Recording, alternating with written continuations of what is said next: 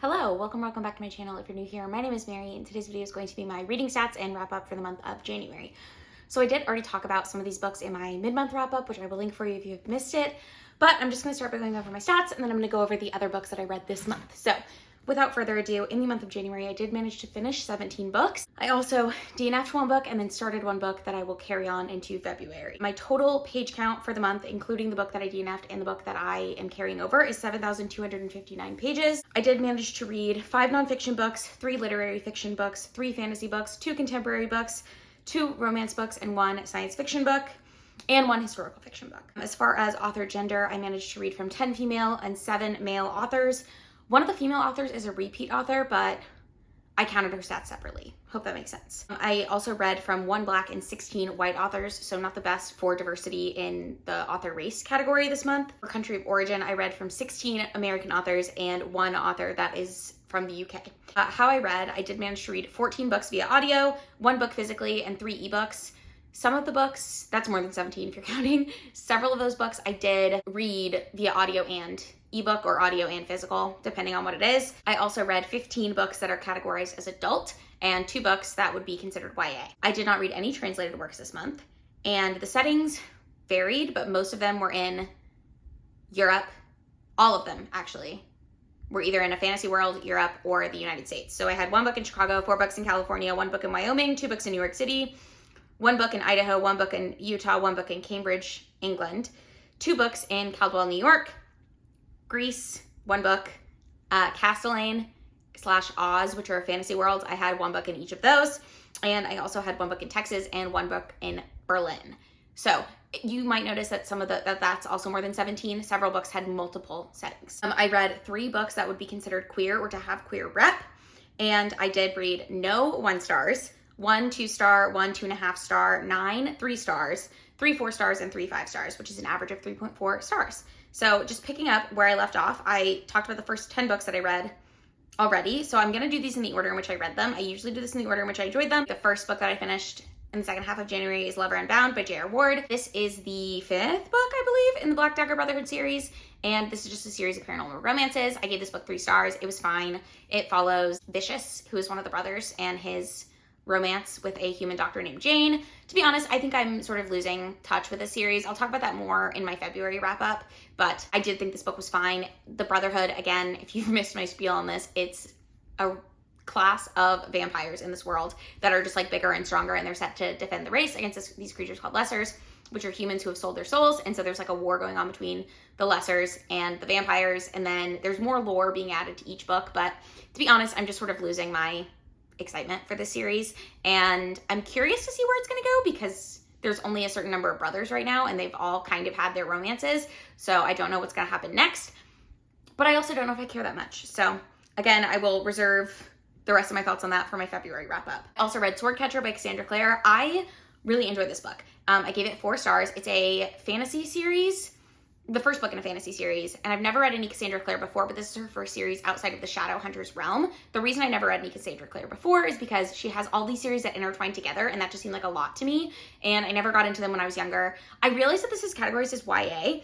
I don't know if I fully agree with that because I don't think it was like a super YA fantasy. However, it is very like standard fantasy, but I had a good time reading it. So the premise is that at the beginning of this book, there's this orphan named Cal who's living at this orphanage, and he gets approached by someone who works for the crown because he looks a lot like the prince, and they have this necklace that they can give him that makes him seem even more like the prince, and so he becomes the prince's sword catcher, which is kind of like a secret, so people don't really know that the prince has a sword catcher, but the premise is that if the prince is ill or just is in danger, they will send the sword catcher in the prince's place to do like speeches, meetings with people, things like that. So he's trained the same way the prince is. They become friends, and then it's sort of about him growing up in the castle. And there's also this class of people who are very looked down upon in society, and they are, I can't remember what they're called now, but they have magic. And so there's one person from that class who works in the castle and for the royal family who makes the magic in the necklace that makes Cal seem more like the prince. And also it deals a lot with like court relationships, and there's a little bit of political intrigue being introduced. Then Cal meets a healer who is also of this class, and she is able to use magic to sort of heal things, but she doesn't know exactly how that's happening. So we follow her a fair bit. There's a lot of characters in this book, and it's not all sticking in my brain clearly, but I did really enjoy my time reading it, and I am considering picking up the next book. I believe that came out last year. I did really enjoy that one. Then I read Thanks a Lot, Mr. Kibblewhite, which is by Roger Daltry, who is in The Who. He's the front man of The Who, or was. I don't know if The Who is still a band. I mentioned this in my Goodreads review. I'm more of a casual listener of The Who, and I have mentioned on this channel before that I don't love books that focus on music, but I do really like memoirs. So I gave this book 3 stars. I thought it was fine. I just don't know if I was like super interested in reading Roger Daltrey's memoir. I think I need to go through and cull my TBR of memoirs of celebrities that I don't care about reading about, if that makes sense. But I was interested in reading this.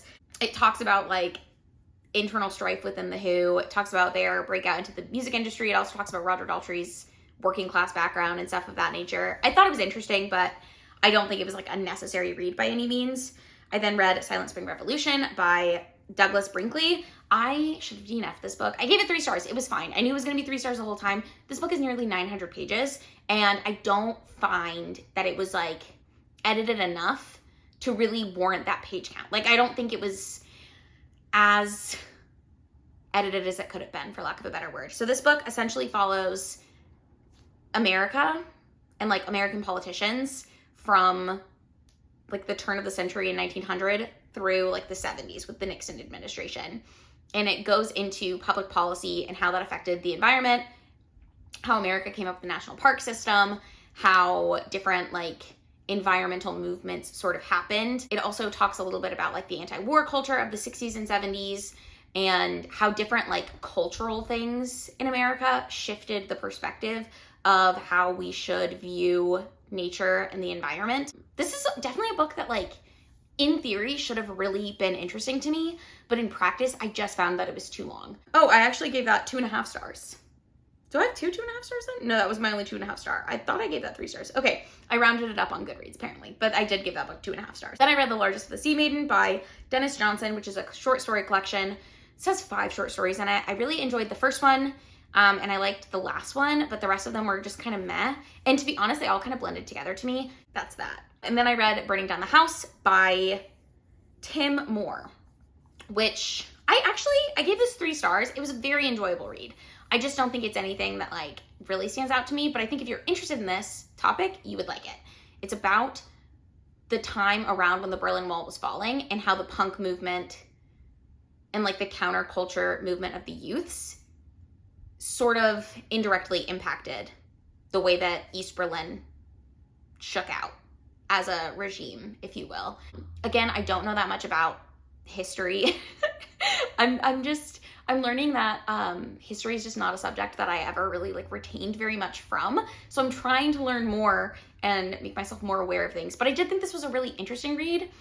However, the writing style of it, how do I say this? It like follows different people in the punk counterculture movement in East Berlin in different bands, but also like they're all very similar. And it's possible that they were all just similar in general. Like they heard punk music, they start wearing their hair in weird like fashions and like black clothes and safety pins and all this different stuff. And then the government is like, you can't do that. And so they get detained and put in prison. And it's a crazy story, but I just feel like it tried to be narrative nonfiction, but I don't think it was fully successful.